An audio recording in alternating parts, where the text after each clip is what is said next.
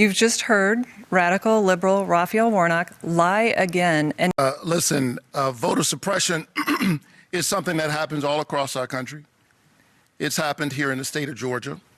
But Stacey Abrams did not refuse to acknowledge the fact that her opponent was the governor. Here we are several weeks after the election, and Kelly Loeffler continues to cast doubt on an American democratic election. It's time to put this behind us and get focused on the concerns of ordinary people. While she's playing political games, trying to represent somebody who doesn't live in Georgia, Georgians are wondering when are they going to get some COVID-19 relief.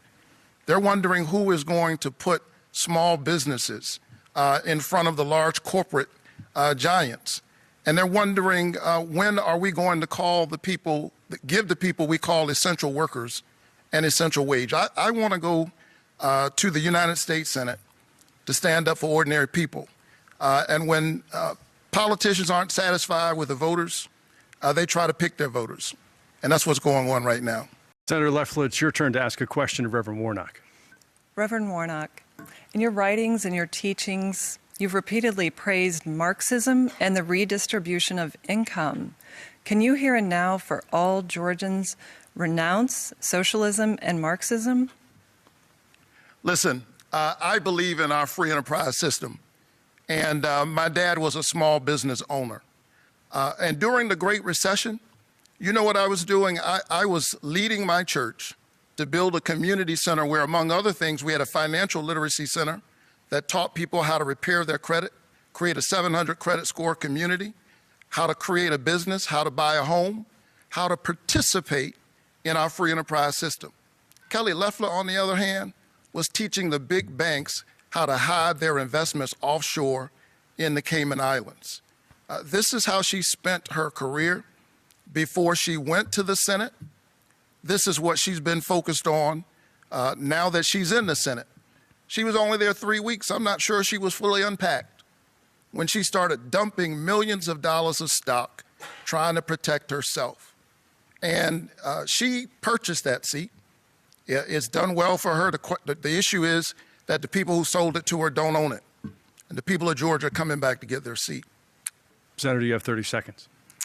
Well, predictably, you've just heard more lies from radical liberal Raphael Warnock, who wants to distract from his own words, calling police officers gangsters, thugs, bullies, and a threat to our children, saying that you can't serve God and the military, for his attacks on Israel.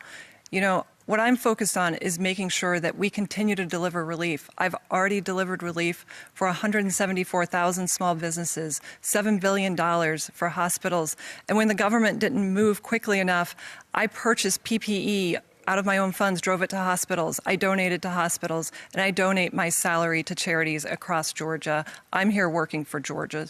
My goodness, Kelly Loeffler gave one of the most repetitive, pathetic, worst performances I've seen in a debate by anybody at that level of politics ever. We're talking worse than Robot Rubio back in 2016. It was absolutely terrible. Raphael Warnock basically won the debate by default. Now, he had some good moments, but if he was just not terrible, he would have won that debate by default. All Kelly Loeffler could do, all she could do was call Raphael Warnock radical liberal Raphael Warnock. I just played that clip for you once there, but she said that seemingly a dozen times or more. Every time she referred to Raphael Warnock, she said radical liberal. I get that's part of her messaging strategy, but she did it so unceasingly, so reliably, that she really does sound like a robot. Like she really does. She sounds so awful. Like she's constantly reading. There's no emotion. There's no humanity. There's no relatability. Just an awful performance. And clearly, she either has no thoughts of her own or is too afraid to share her thoughts. Whether it's thoughts about ideology or thoughts about how, seemingly she thinks that both Donald Trump and Brian Kemp are right about what's happening in the Georgia certification process, even though they are literally on opposite ends of that debate. She has no thoughts of her own. Just so pathetic, guys. This is clearly a person that's in her job because she bought her seat. And you heard that in the Raphael Warnock clip. Look, there's lots of Republican ghouls, but some of those ghouls are decent at politics.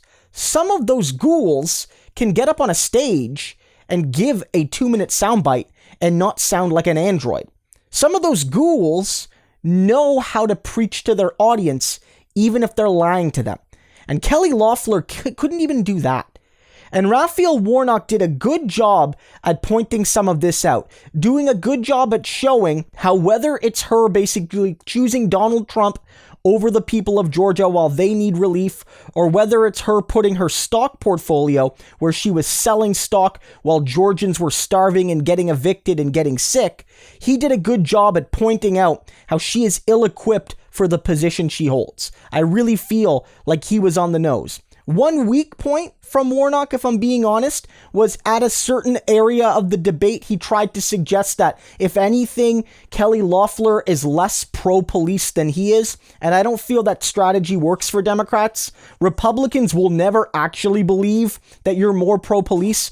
All you're going to do is turn off, progressives that, will never vote Republican, but they might not vote at all if they feel neither option is palatable. And so I don't think that was a good strategy. But on the whole, there's only one person on that stage tonight that actually deserves to be in the Senate or indeed any political office. Raphael Warnock isn't perfect, but I believe on the whole, he has the desire and the ability and the character to represent Georgians, while Kelly Loeffler can't represent a single human being because I don't even know if she is one.